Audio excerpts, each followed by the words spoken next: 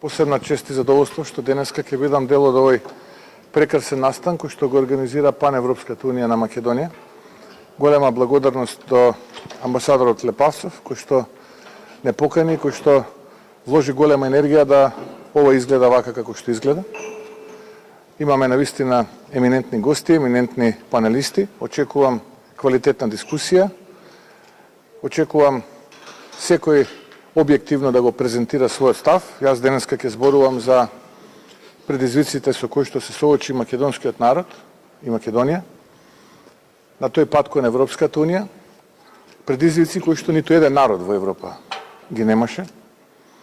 Ниту една држава која што претходно беше дел од поранешниот Варшавски блок ги немаше, како што тоа го имаше македонскиот народ, да биде уценувана, да биде шиканирана, да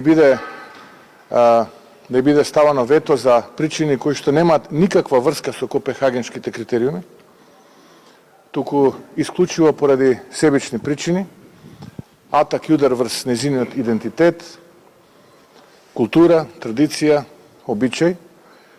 И затоа кога зборуваме за заслугите кон патот на еден народ во современа Европа, антифашистичка Европа после Втората светска војна и припадноста кон европските вредности на самата Европска унија, дефинирани од Аденауер, Шуман и Де Гаспери, тогаш можам да кажам дека македонскиот народ е единствен во Европа, кој што изминативе повеќе од 2 децении и покрај сите отстапки кои што ги направи за тие вредности и во името на тие вредности, се уште се наоѓа во ходникот и поради хегемонистичкиот пристап, за жал, на одредени наши соседи и би рекол недоволната волја во рамките на самата Европска унија, сепак се наоѓаме се уште во ходникот, а не можеме да преговараме, бидејќи видовме кога има јасно изразена волја во самата Европска унија како се решаваат проблемите на последниот декемвриски самит. Ви благодарам. Ако имате прашања, ви стојам на располагање. Господин Мицковски, СДСМ најави евентуална коалиција со ДУИ, наречена Европски фронт. Како го коментирате тоа околу ова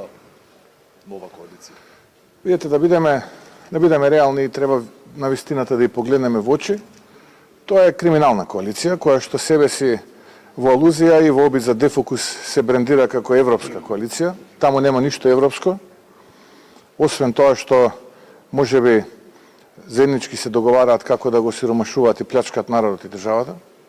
Тоа е интересот кој што ги спојува тие политички структури. Јас се надевам дека, и да бидам попрецизен, сигурен сум, дека после овие избори таа опција ќе биде жестоко поразена, ќе можат да поминат еден 4-годишен мандат во опозиција, ќе може да се реформираат со нови луѓе, со нови политики, со нови идеи и после 4 години ќе се појават на парламентарните избори и ќе понудат нешто поконкретно и поконкурентно. Така што, ако гледаме себично од политички причини, јас ги охрабрувам час поскоро да ја формираат таа коалиција, уште утре ако може. Но ако гледам како граѓанин на оваа држава, како педагог, професор кој што секојдневно ги образува студентите на факултетот каде што предавам, тогаш ценам дека граѓаните на 8 мај или претходно на 24 април ќе бидат многу јасни и гласни позади гласачките кутии. Краток коментар околу техничката влада. Очекувате се да се случи, да се одвива како што треба?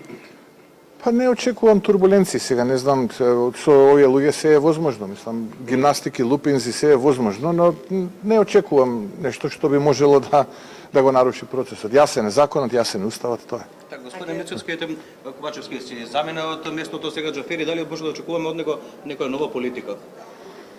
Па тој е човекот кој што од самиот свој почеток па до неговиот крај како председател на парламентот, како председавач во македонскиот парламент, направи многу противуставни и противзаконски потези.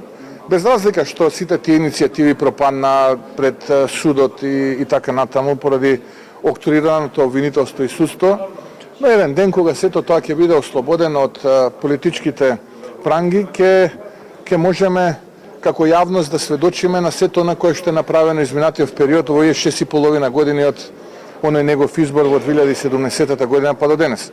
Така што не само што не очекувам, туку очекувам продолжување на лошите политики, иако можеби некогаш сме биле сите ние едногласни дека од ова полошо нема, тогаш мислам дека тоа е песимистички став, треба да сме оптимисти, сепак очекувам во овие 100 дена дека ќе биде полошо. Станувате ли на ставот дека нема да Не. Да, не. Господин Мицкоски, Пекин изјави на Слобода еден од напаѓачите во МНФ, кој е вашиот коментар? Па тоа се тие реформи кои што ги нуди Европскиот фронт. Со тупаници упаѓаат во стратешки објекти, го загрозуваат авиособраќајот, ја загрозуваат безбедноста на македонското небо и на сојузничките летала. И потоа тие истите ќе ги видите за недела-две како слободно се шетаат по улиците, бидејќи имаат своји обвинители, имаат своји суди.